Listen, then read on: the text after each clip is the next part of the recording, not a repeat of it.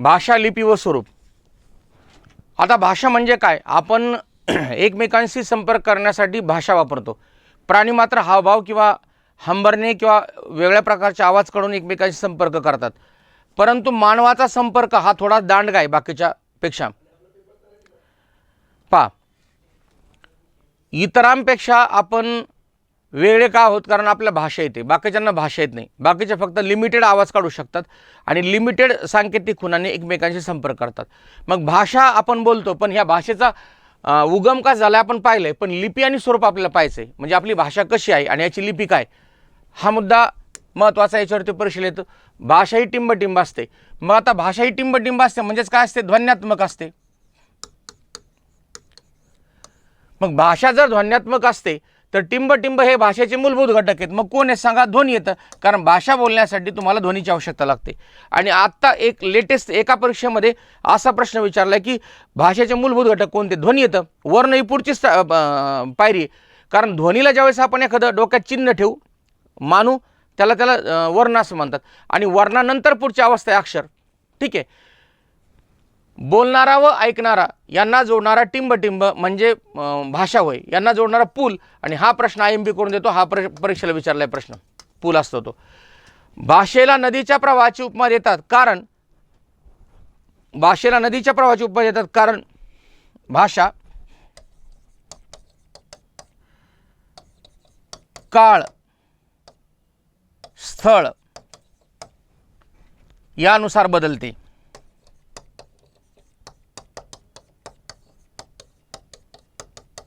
गडचिरोलीची भाषा वेगळी आहे, कोल्हापूरची वेगळी, साताराची वेगळी, सांगलीची वेगळी, पुण्याची वेगळी, मुंबईची वेगळी.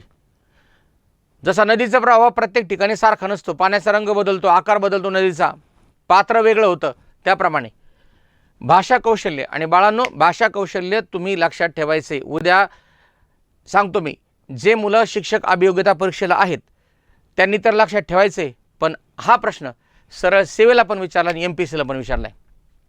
MPSCला पण विचारला आणि सरळ सेवेला पण विचारला. भाषा कौशल्य खालीलपैकी भाषा कौशल्य कोणतं नाही आहे हा प्रश्न MPSCला विचारला. त्याच्यामध्ये फिरणे हा शब्द नव्हता. मग इथं पहा, बोलणे, लिहिणे, वाचणे, आकलन आणि बोलणे, वाचणे, लिहिणे आणि आकलन आणि ऐकणे. फिरणे हे भाषा कौशल्य नाही. तुम्ही किती फिरले कानात हेडफोन टाकून तर तुमचा काही उपयोग नाही, लक्षात ठेवा. ओके. भाषेमध्ये समाविष्ट होणारे घटक. मग भाषेमध्ये काय बोलणं आहे फक्त का लेखन पण आहे? जर लेखन नसेल तर पुढच्या पिढीला भाषा द्यायची कशी? तुमच्या पोरांना उजळणी शिकवायसाठी पुस्तक तर लागेल छोटं. मग भाषण आणि लेखन हे भाषेचे मूळ घटक येतात. भाषा केवळ टिंबटिंबचे साधन नसून साहित्याच्या क्षेत्रात ती एक टिंबटिंबचे माध्यम आहे. मग भाषा केवळ संवादाचे साधन नसून साहित्याच्या क्षेत्रात ती एक टिंबटिंबचे माध्यम आहे, आत्माविष्काराचे.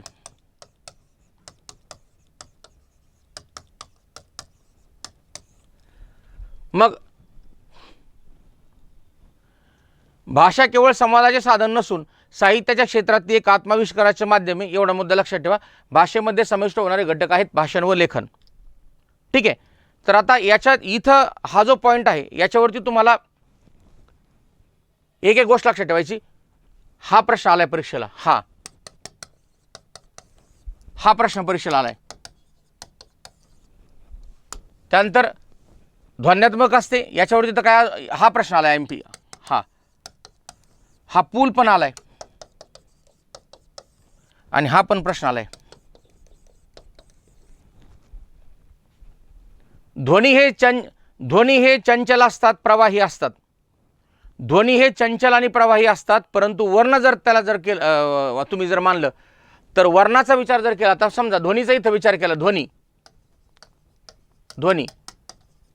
चंचल प्रवाही असतात, परंतु जर वर्ण जर म्हणलं तर कृत्रिम, स्थिर व बद्ध असतात. ते व बद्ध असतात. म्हणजे वर्ण एकदा फिक्स झाला की तुमच्या बोलण्याला एक साचेबद्धपणा येत असतो. अमुक अमुक अक्षराला अमुक अमुक म्हणायचं. जसं जला काय म्हणायचं तर जला ज म्हणायचं. कधी कोणी फक्त ज म्हणू शकतं तर कोणी कोणी ज म्हणेल. पण या ठिकाणी लक्षात ठेवायचं की ज हा वरून एकदा असा चिन्ह पकडलं तुम्ही एकदा की त्याला ज म्हणायचं, एवढं लक्षात ठेवा. याला म म्हणायचं हे एकदा ठरलं की झालं. ध्वनीला सांकेतिक खूण जर दिली तर त्या ठिकाणी त्याला उच्चारामध्ये स्थिरता येत असते. म्हणून एक मुद्दा लक्षात ठेवायचा, ध्वनी हे चंचल असतात, उच्चारामध्ये फरक होऊ शकतो. प्रत्येक एरियामध्ये ध्वनीचं उच्चारण वेगवेगळ्या प्रकारे करतात, परंतु ज्यावेळेस ध्वनीला आपण चिन्ह देऊन त्याला एक फिक्स उच्चार ठरवून देतो तर त्यावेळेस मात्र तुम्हाला आता बोलीभाषा कशी पण आहे. आता गडचिरोलीला जा तुम्ही, त्यांची मराठी आणि आपली मराठी याच्यामध्ये बराचसा डिफरन्स आहे. पण ज्यावेळेस तुम्ही पुस्तकात पाहता किंवा वाचता त्यावेळेस मात्र तुम्हाला एका विशिष्ट पद्धतीने वाचावं लागतं. तुम्ही एखाद्या ठिकाणी प्रेझेंटेशन देता त्यावेळेस तुम्हाला त्या पद्धतीनेच प्रेझेंटेशन द्यावं लागतं. ओके, ठीक आहे. म्हणजे आपलं जे ध्वनींचं उच्चारण आहे आपल्या भागातलं ते या ठिकाणी मात्र चालत नाही. ओके, ठीक आहे. आता पहा, इथपर्यंत हा पॉईंट झाला. हे सगळे IMP पॉईंट आहे तुमच्यासाठी, हे पण IMP आहे तुम्हाला. आणि आता भाषेचे स्वरूप. भाषेचे स्वरूप, मग भाषेचे स्वरूप ही भानगड काय तर आता कोणकोणत्या भाषा आपल्याला अभ्यासाला आहेत हे आपल्याला पाहायचं आहे भाषेच्या स्वरूपमध्ये. मग मातृभाषा, बोलीभाषा आणि प्रमाण भाषा. मग मातृभाषा म्हणजे काय तर हा पण प्रश्न विचारतील तुम्हाला. आणि तुम्हाला एक वाईट गोष्ट सांगतो, 5वीच्या स्कॉलरशिपच्या पुस्तकामध्ये मातृभाषेचं काय व्याख्या दिली माहिती आहे का? आईची भाषा.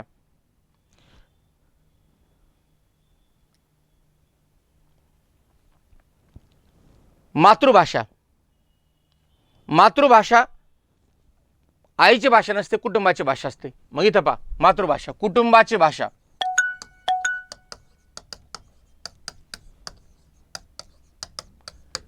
आणि मातृभाषा कुटुंब त्या लेकराला जी भाषा पहिली शिकवेल ती त्याची मातृभाषा असते. आई आता समजा पंजाबची आणि माणूस तिचा पती महाराष्ट्रीयन आहे, तिला मराठी येतच नाही, मग लेकराला ती सगळे लोक काका काकू आजोबाजी मराठी शिकवतात, ती त्याची मातृभाषा आहे, म्हणजे आईची भाषा नसते. मग एक महत्त्वाचा मुद्दा लक्षात ठेवायची की महाराष्ट्रातील प्रत्येक कुटुंबाची भाषा ही मातृभाषा असं कोण म्हणेल नाही. मराठी आपली राजभाषा आहे, इथल्या 99% लोकांची मातृभाषा मराठी आहे. पण 1% लोकांची मात्र मातृभाषा मराठी नाही ना, ते वेगळी भाषा बोलतात त्यांची. काही लोक स्थायिक झाले इथं, काही लोकांची मूळच्या समजा भटक्या जमाती आहेत त्यांची भाषा वेगळ्या असतात, ती त्यांची मातृभाषा असते. पण शाळेतले लेकरू ज्यावेळेस जातं त्याला जी भाषा शिकवतात ती मात्र राजभाषा असते. तिला राज्यभाषा म्हणजेच राजभाषा अशी संज्ञा काय कारण ती तिथली कामकाजाची भाषा असते. आता पहा, मातृभाषा कुटुंबाची भाषा. मग लेकराचं वय किती मातृभाषा शिकण्याचं? 5 वर्षापर्यंत तुमचं लेकरू पूर्णपणे मातृभाषा अवगत करत असतं. कुटुंबाची भाषा म्हणजे घरात बोलली जाणारी भाषा. 5 वर्षापर्यंत मातृभाषा लेकरू पूर्णपणे अवगत झालेलं असतं, हा मुद्दा लक्षात ठेवायचा. आणि बोलीभाषा, बोलीभाषा म्हणजेच काय दैनंदिन संपर्कासाठी, दैनंदिन संपर्कासाठी वापरलेली भाषा. दैनंदिन संपर्कासाठी वापरलेली भाषा म्हणजेच काय बोलीभाषा. मग आता बोलीभाषा म्हणजे आता तुम्ही चहा प्यायला चालेल टपरीवरती तर एकमेकाच्या खांद्यावरती हात ठेवून एकमेकांना शिवाय देऊन पाजनाच्या काय जाळायचं का एवढं मोठी प्रॉपर्टी वगैरे असं तसं, तर याला बोलीभाषा असं म्हणतात. आता तुम्ही नाही का मला म्हणणार समजा करा ना फीस कमी, एवढी काय जाळायची का प्रॉपर्टी तुम्हाला वगैरे असं तसं, तर हे तुम्ही मला बोलू शकत नाही. कारण का आपण आपल्यात एक अंतर आहे, एक शिक्षक आणि विद्यार्थ्यांमध्ये अशा प्रकारचं नाही. आता साहेबांना तुम्हाला रजेचा अर्ज मागायचा तर मग साहेबांचा रजेचा अर्ज मागताना देणारा जातो आहे काय बापाची आहे का दी माझीच हक्काची आहे राजा, तर असं नाही म्हणू शकत तुम्ही. तर ही झाली बोलीभाषा कोणती मित्राला म्हणताना. पण जर तुम्ही कार्यालयीन अर्ज करताय, रजेचा अर्ज करताय तुम्ही, तर रजेचा अर्ज करताना असं नाही तुम्ही म्हणू शकत माझी बायकोला किरकिर करते आणि त्याला मला घेऊन जायचं फिरायला म्हणून मला रजा पाहिजे, असं नाही म्हणू शकत तुम्ही साहेबाला.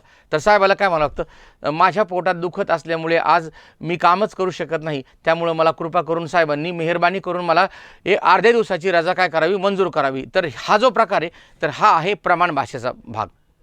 बोलीभाषा वेगळी असते आणि प्रमाण भाषा वेगळी असते. मग इथं दैनंदिन संपर्कासाठी वापरलेली भाषा ही बोलीभाषा असते आणि प्रमाण भाषा शासकीय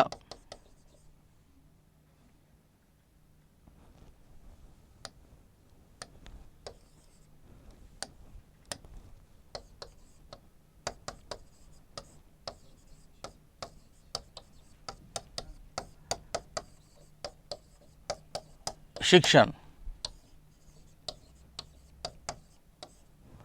शासकीय कामकाज, शिक्षण,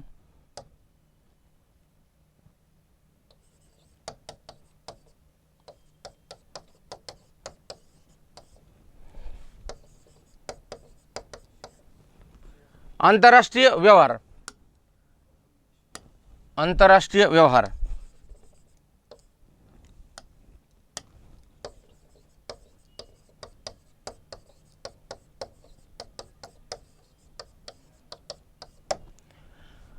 आता पहा तुम्ही आता समजा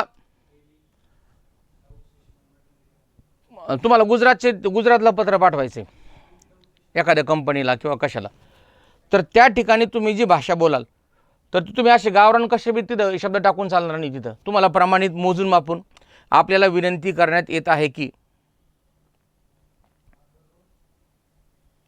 आपल्याला विनंती करण्यात येत आहे की अमुक अमुक गोष्टीसाठी आम्हाला आपल्या सहकार्याची आवश्यकता आहे.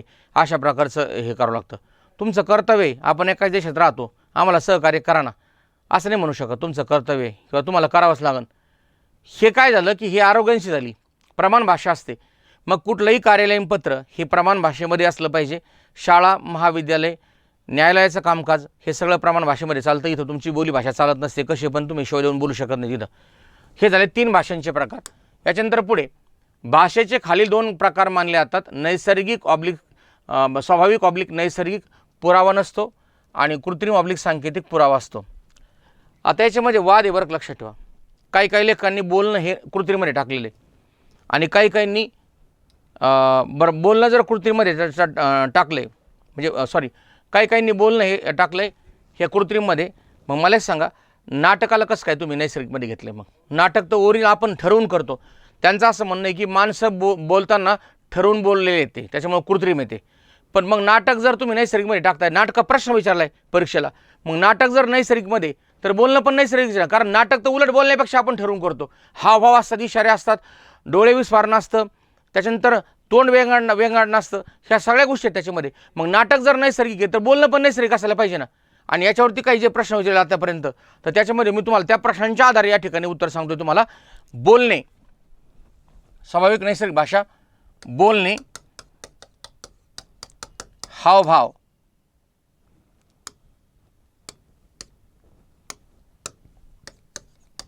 हावभाव, इशारे, आवाज, नाटक हे सगळं नैसर्गिकमध्ये मोडतं. आणि हे हा प्रश्न विचारलाय नाटक कोणती भाषा आहे, तर नाटक नैसर्गिक भाषा बाळांनो. मग नाटक नैसर्गिक भाषा आहे तर तुमचं बोलणं पण नैसर्गिकच आहे ना. असं कसं काय होऊ शकतं? मग कृत्रिम काय, जे मानव निर्मित आहे कृत्रिम. लोक म्हणतात की माणसाने बोलणं निर्माण केले. बोलणं निर्माण नाही केलं, ते त्याच्या घशात ऑलरेडी होतं. ते फक्त त्याने त्याचा विकास केला आहेच. ते माणसाने काही नवीन यंत्र बसून थोडंच बोलणं निर्माण केले. ओरिजिनल क्षमता होती त्याच्यात. पहा कृत्रिम भाषा किंवा सांकेतिक भाषा याच्यातले काय काय दिले पहा. टंकलेखन,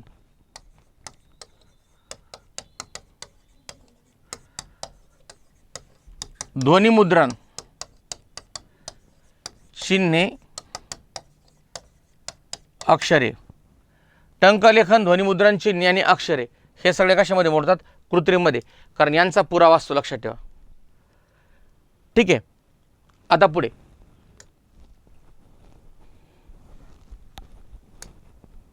उगमस्थान. मराठी भाषा पुढील 2 भाषांपासून विकसित झाली आहे असे मानतात. मग मी तुम्हाला अगोदर पण सांगितले की मराठी भाषेचा विकास खालीलपैकी कोणत्या 2 भाषांपासून झाला आहे, तर या भाषा आहेत संस्कृत आणि प्राकृत. ही पहिली भाषा आहे संस्कृत आणि दुसरी भाषा आहे प्राकृत. संस्कृत आणि प्राकृत. मग मराठी भाषांचा विकास खालील 2 भाषांपासून झाला आहे. एक भाषा आहे संस्कृत आणि प्राकृत. प्राकृत भाषा आपली मूळची आणि संस्कृत त्याच्यामध्ये. आणि दामलेंनी एक महत्त्वाचा मुद्दा सांगितलेला आहे की संस्कृत भाषा आपल्या बोलीभाषेमध्ये एवढी मिक्स होऊन गेली, ती आता भाषा मृत अवस्थेत झाली.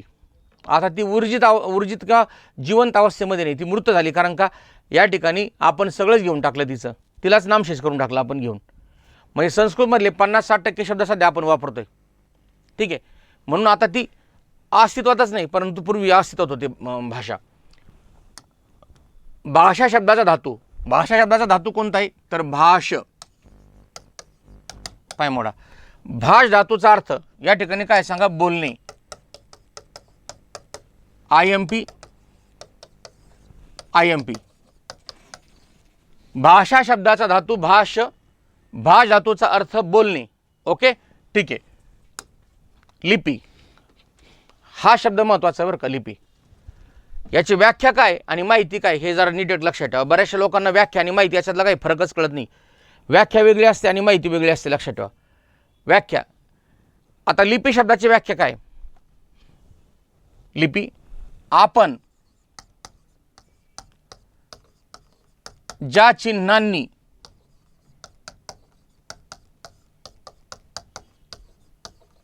लेखन करतो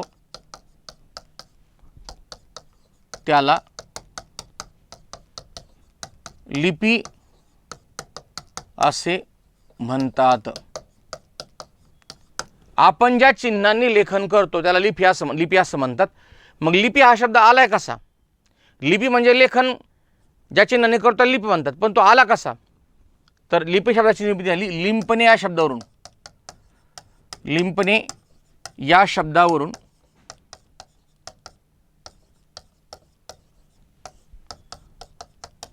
लिपी हा शब्द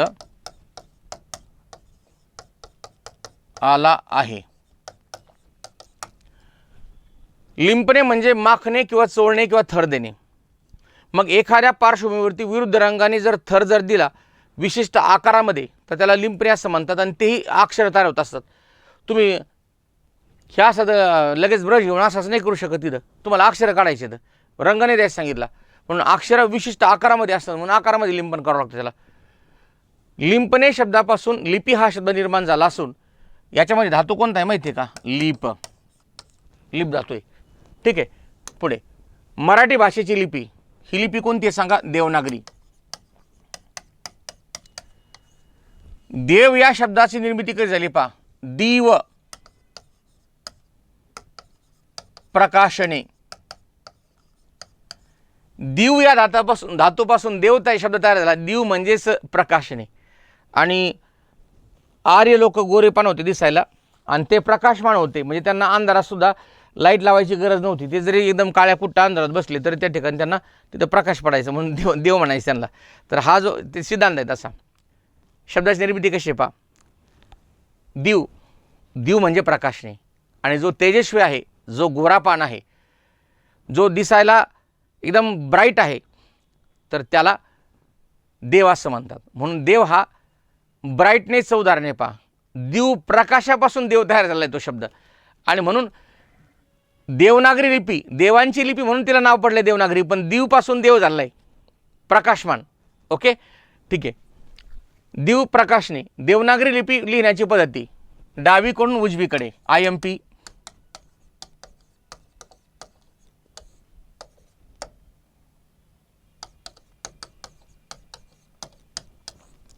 डावीकडून उजवीकडे. ओके, ठीक आहे. मराठी भाषेची वेगवेगळ्या काळातील नावे. मग मराठी भाषेची वेगवेगळ्या काळातील नावं कोणकोणती येतं तर मराठी भाषेची वेगवेगळ्या काळातील नावं येतं देशी, महारठी, प्राकृत, मराठी. वेगवेगळ्या काळात वेगळी नावं मराठीला दिली येतं. त्यांच्या कालखंडाच्या बाबतीमध्ये काही एवढं विशेष आपल्याकडे माहिती उपलब्ध नाही की ह्याच काळात हे नाव दिले, परंतु ही सगळी नावं येतं मराठीची. लिपीच्या शोधाने काय झालंय, IMP. लिपीच्या शोधाने शक्य झालं लेखन, कारण लिपी शोध लागला लोक लिहायला लागले. जसं दारूचा शोध लागला लोक प्यायला लागले तसा प्रकार येतो. विमानात शोध लागला हवेत उडायला लागले. विमानात शोध लागला तर लोक पाण्यात पोहणार नाहीत. जो शोध लागला त्याप्रमाणे कृती करतील लोक, ठीक आहे. मग इथं शिरोरेषा देवनागरी लिपीच्या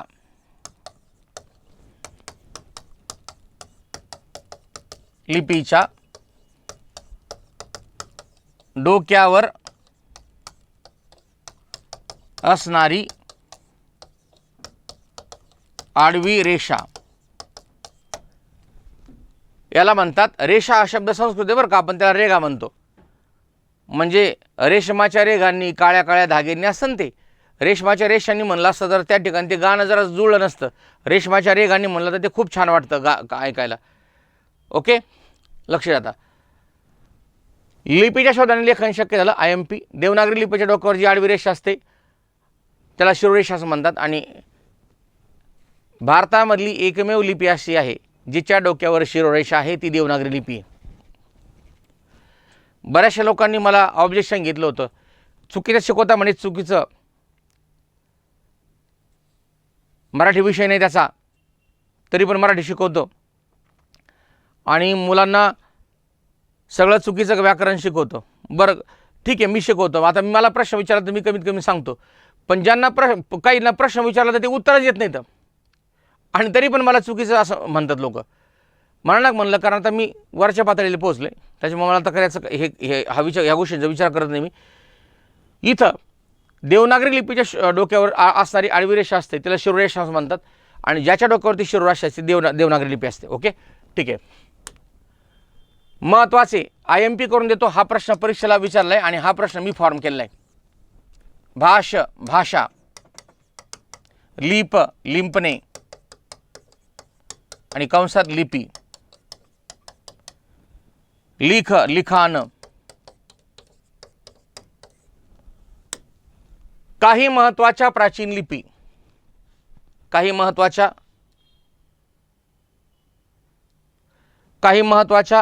प्राचीन लिपी. लक्ष द्या. आता या प्राचीन लिपीमध्ये येसोला एक प्रश्न विचारला होता.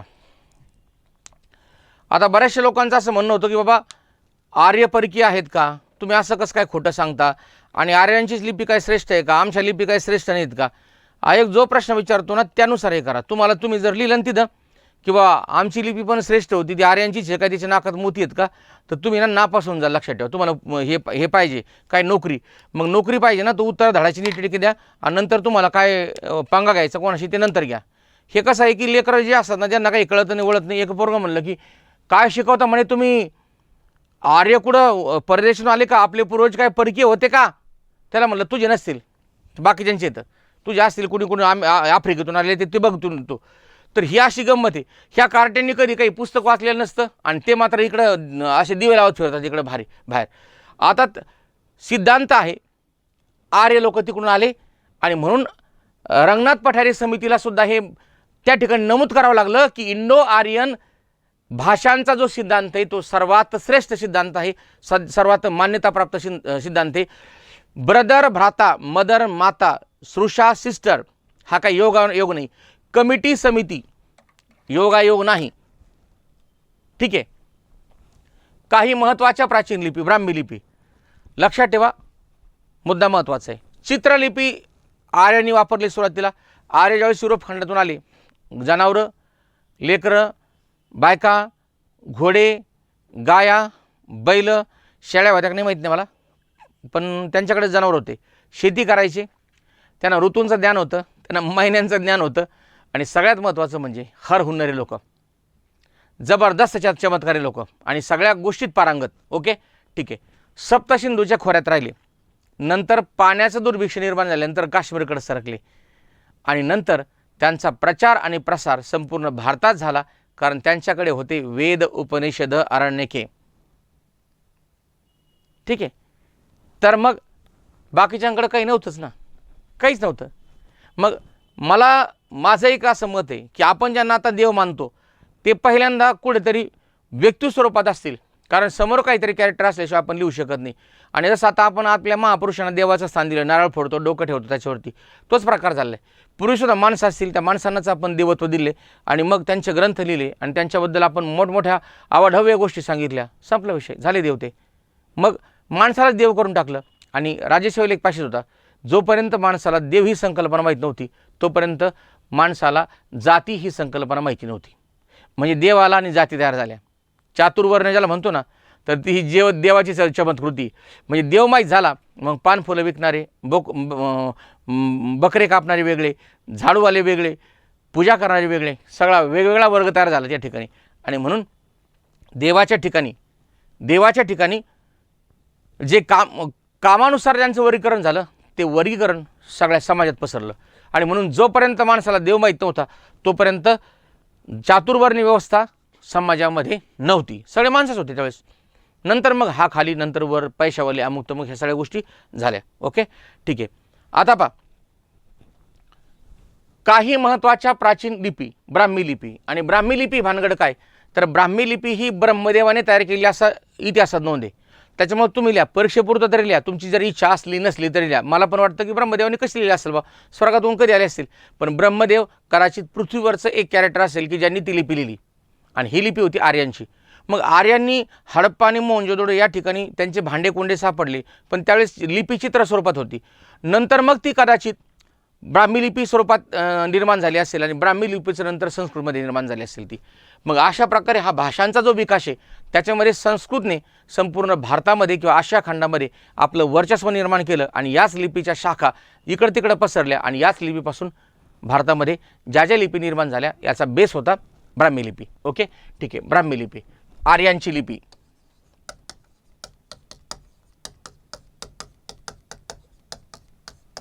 आर्यांची लिपी.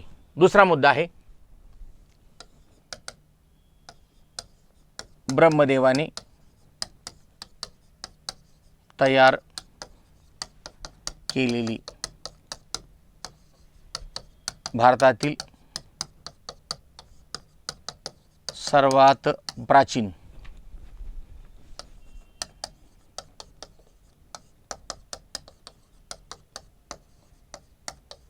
असून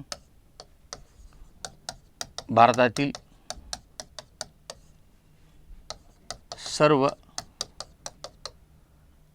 लिपींची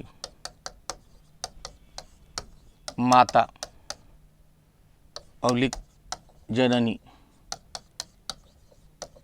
म्हणून ओळखली जाते. एसोला प्रश्न आलाय माझ्या पुस्तकात नवीन एडिशनमध्ये. ह्या सगळ्या गोष्टी मी इतक्या क्लिअर कट नमूद केल्या त्याच तपासणे, म्हणजे जे जे संभ्रम आहेत ना ते संभ्रम मी काढून टाकण्याचा प्रयत्न केला आहे. भारतामध्ये भाषांचे 2 गट आहेत, पण लिपी मात्र एकाच गटातली सगळी पूर्णपणे. लिपी मात्र ब्राह्मीपासूनच झाली. ब्राह्मीच्या 2 शाखा आहेत. मग एक जी शाखा आहे ती देवनागरी शाखा आहे आणि एक आहे द्रविडी शाखा.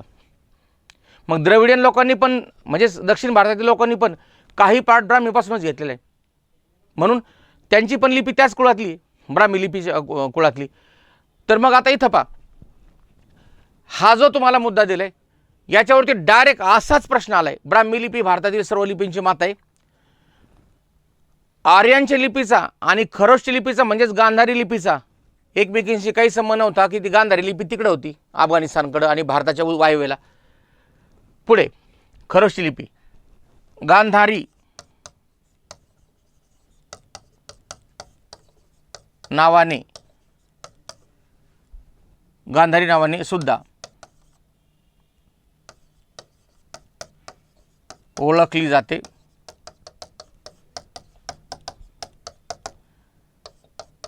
गाढवाच्या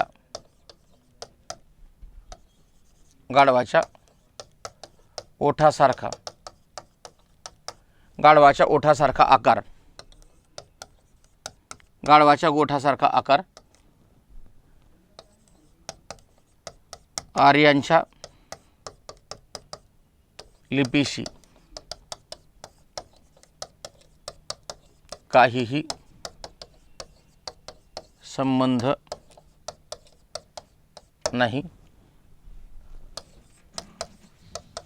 प्राचीन लिपी भारताचा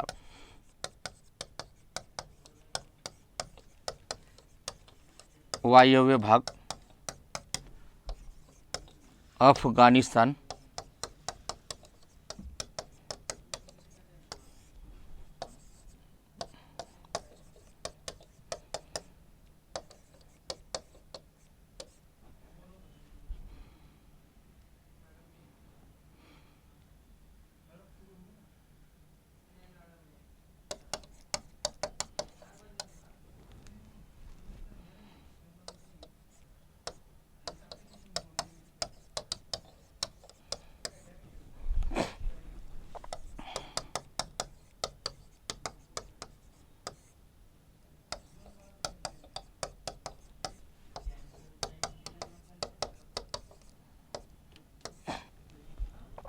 सीमावर्ती भागात अस्तित्व.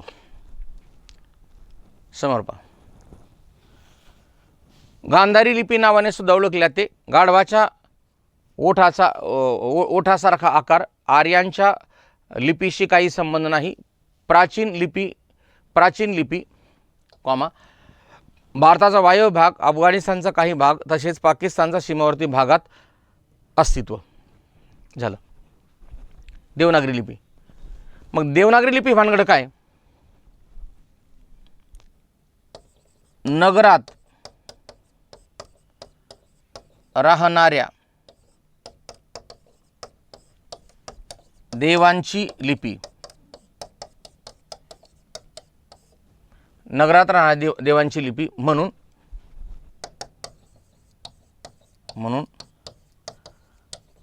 देवनागरी हे नाव पडले.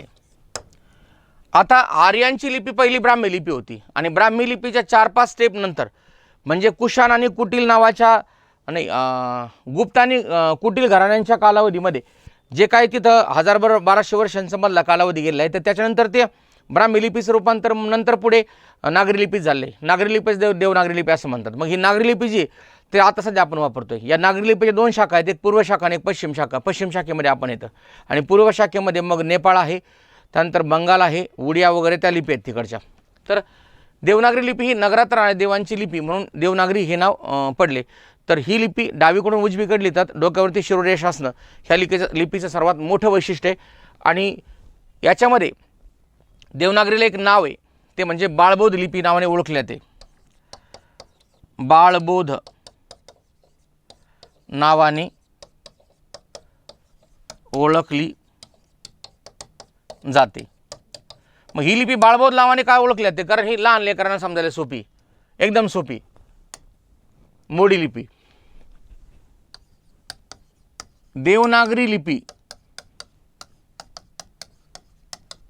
काही काळ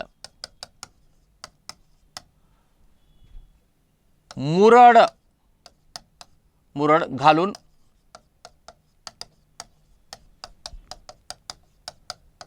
लिहिण्याची पद्धती होती.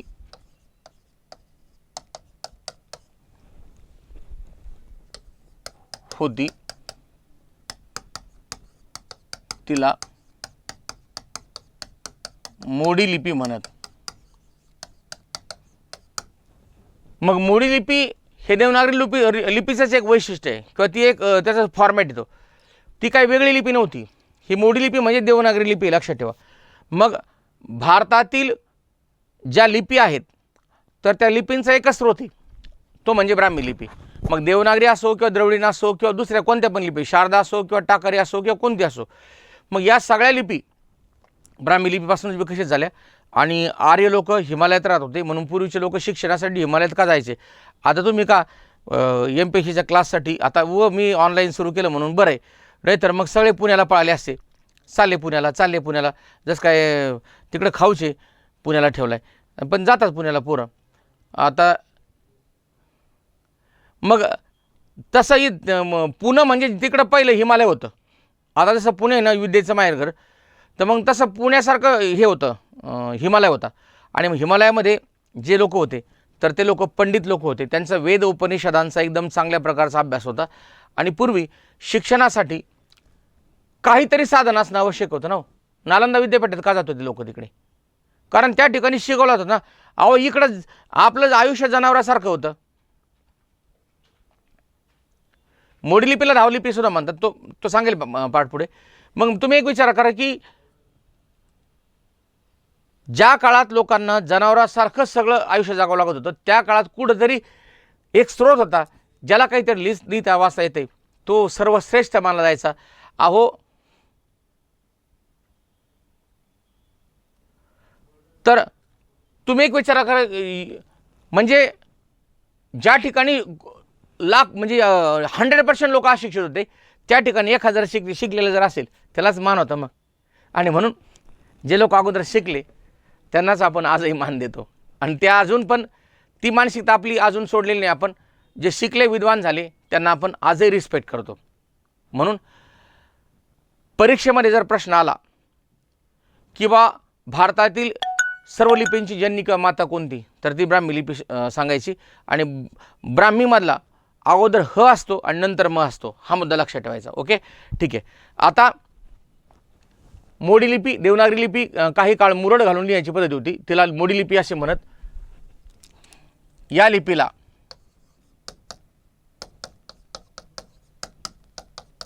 लिपीला धावलिपी असे सुद्धा म्हणतात.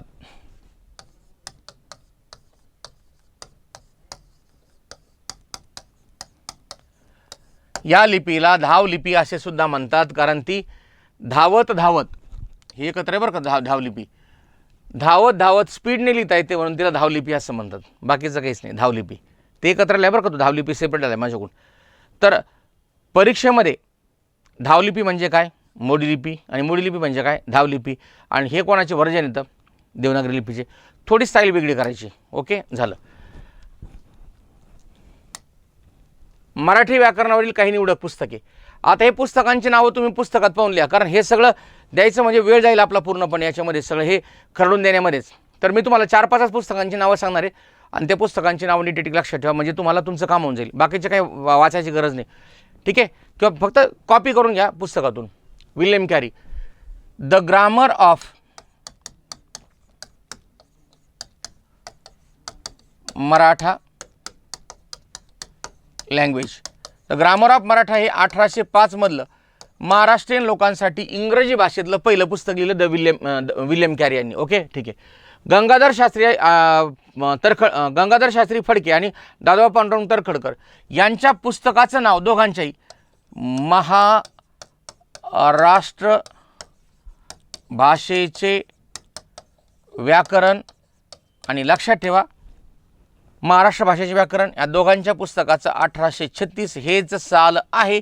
परंतु 1822ला गंगाधर शास्त्री फडके, जॉर्ज जार्विस यांनी ज्यावेळेस व्याकरण लिहून घेतलं होतं, हैंद शाळा मंडळींनी पहिला प्रयत्न केला होता नियोजित अभ्यासक्रम करण्याचा, तर त्या व्याकरणामध्ये लेखनामध्ये हे सुद्धा होते. म्हणजेच आद्य व्याकरणकर्ते खरं पाहिलं तर हे आहेत. आणि दादोबा पांडुरंग तर्खडकर हे मात्र नंतर आले, तर त्यांचं पहिलं पुस्तक 1836ला आले. पण लेखक मानतात त्यांना आद्य व्याकरण करते, ते म्हणतात की त्यांनीच खरं व्याकरण लिहिलं पहिलं. मग फडक्यांचं पुस्तक पहिलं मुद्रित पुस्तक आहे. आणि दादोबा पांडुरंग तर्खडकर यांनी जो मराठी व्याकरणाला काही जेव्हा आपण म्हणतो ना एक वेगळं वळण देण्याचं किंवा जो त्या व्याकरणासाठी योगदान दिले ना, त्यामुळे त्यांना पाणिनी म्हणतात. फडक्यांच्या पुस्तकांचं एक वैशिष्ट्य आहे, मराठीतलं पहिलं मुद्रित व्याकरणाचं पुस्तक होण्याचा मान फडक्यांच्या पुस्तकांना आहे, आणि म्हणूनच तेच आद्य व्याकरण करता येतं. आणि खाली दादोबा पांडुरंग तर्खडकर यांचं जे पुस्तक आहे कोणतं, महाराष्ट्र भाषेचे व्याकरण, हे 3 महिने लेट आले. कोणाच्या, फडक्यांच्या. जूनमध्ये फडक्यांचं पुस्तक आलं, जून जुलै ऑगस्टमध्ये दादोबांचं पुस्तक आलं. परंतु पहिलं मुद्रण करून विकलेलं पुस्तक मात्र फडक्यांचं पुस्तक आहे. ओके, ठीक आहे. मोरो केशव दामले, तर शास्त्रीय मराठी व्याकरण.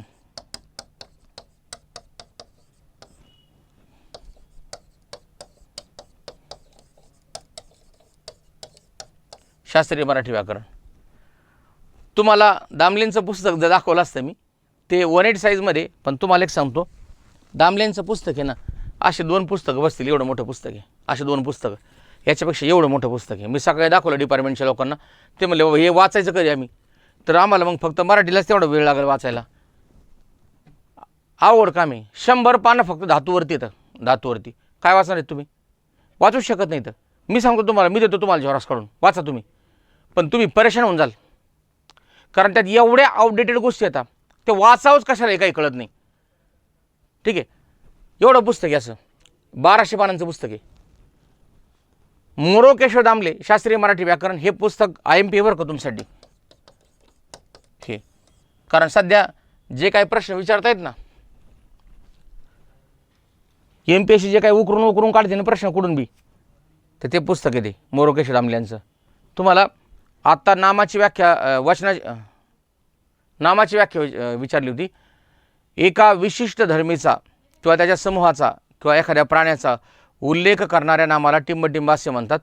तर मोरोकेश दामलेंनी याच्यात त्याचं विशेष नाम दिलं आहे, पण आयोगाने त्याचं सामान्य नाम दिलं आहे. आणि मी तुम्हाला गंमत सांगतो, ती व्याख्या ॲज इट इज मोरोकेश दामलेंच्या पुस्तकातली. काही वाक्य पृथक्करणात ते वाक्य आहेत ना, ॲज इट इज कॉपी केलेत तिकडं. आणि आता बहुतेक लेखांनी, महाराष्ट्रातील तमाम लेखांनी त्या मोरोकेश दामलेंनाच कॉपी केलं आहे सगळं. मी आता पुस्तक वाचलेत ना, बहुतेकाने तिकडून उचललं आहे सगळं. कारण का आयोग तिकडं घुसलेला आहे. ठीक आहे. महपा सबनीस कृष्णाशी चिपळूणकर, कृपा कुलकर्णी, प्राध्यापक अरविंद मंगळूकर. एक फक्त वैशिष्ट्य सांगतो, प्राध्यापक अरविंद मंगळूकर यांनी आपल्या मराठी भाषेमध्ये इंग्रजी स्वरांना स्थान द्यावं असा पहिला विचार मांडलेला आहे मंगळूकरांचा. आणि आता पुढे ग. केळकर, डॉक्टर लीला गोविलकर यांचं पुस्तक मी वाचलेलं आहे.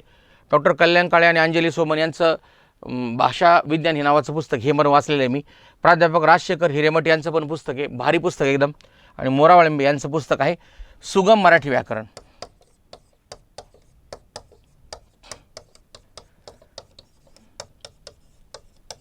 सुगम मराठी व्याकरण. बाळांनो, आज काही सोय नाही, मी तुम्हाला सांगतो.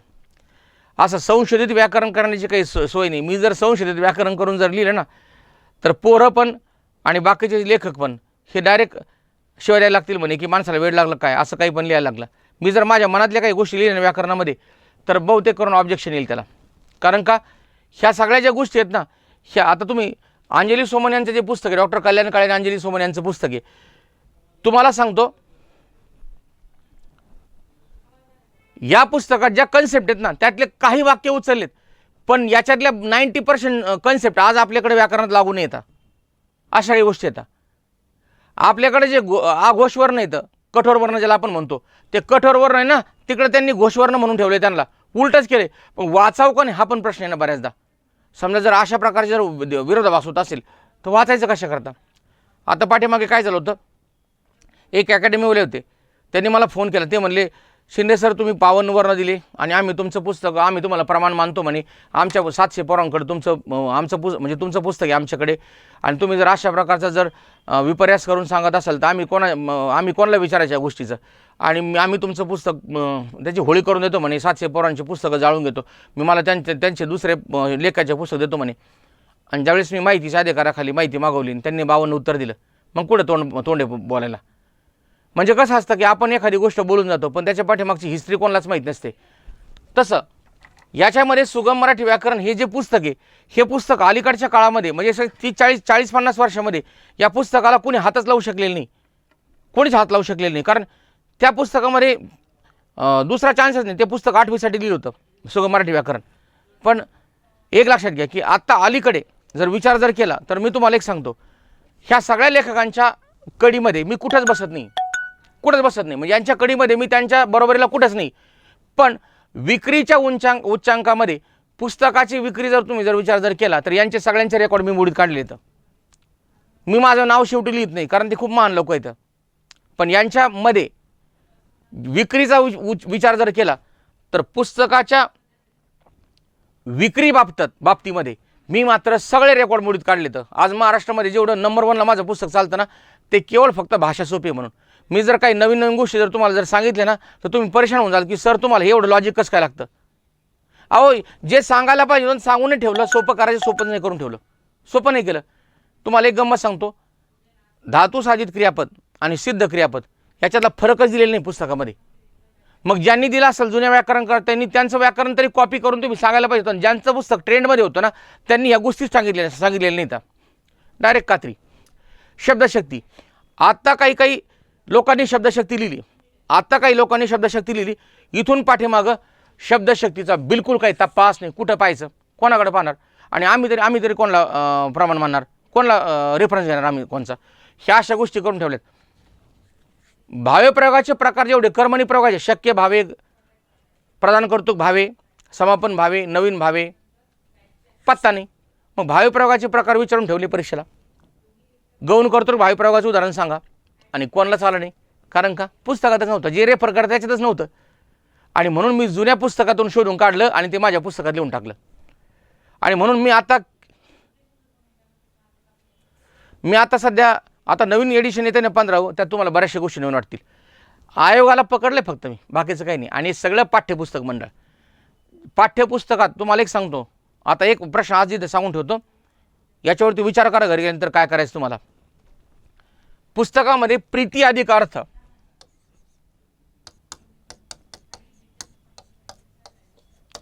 प्रीती अधिक अर्थ दिले. हा शब्द आहे प्रीत्यर्थ, आणि त्यांनी 3 वेळेस फोड करताना काय दिले माहिती आहे का, हे प्रीतीची वेलांटी दुसरी दिली. आणि हे खरं पाहिलं तर हे मराठी उच्चारामध्ये तला वेलांटी दुसरी असते, पण त्यांनी हे असं दिलंय. आणि याचा रेफरन्स कुठून घेतलाय माहिती आहे का, 9वीच्या पुस्तकातून, मराठीच्या पुस्तकातून रेफरन्स दुसरी वेलांटी ती. आणि म्हणून राजर्षी याची पण वेलांटी दुसरीच द्या, कारण 8वीच्या पुस्तकात दुसरी वेलांटी, पहिली जर दिली ना तुम्ही डायरेक्ट पुस्तकाचा पुरावा पाठवू शकता त्यांना. आणि शासनाचे पुरावे हेच ग्राह्य धरतात, कोणाचेच नाही, माझ्याच नाही, कोणत्याच पब्लिकेशनचे पुस्तकाचे पुरावे ग्राह्य धरत नाही. लक्षात ठेवा, ते डायरेक्ट शासनाच्या पुस्तकातले पुरावे ग्राह्य धरतात. ठीक आहे. मग हे झालं, राजर्षी हा शब्द वेलांटी दुसरी दिली आणि प्रीतीची वेलांटी दुसरी. आता जर संधी जर विचारली तर दुसरी वेलांटी द्या. ओके, ठीक आहे, धन्यवाद. बाकीचा पार्ट आपण उद्याच्याला पाहूया.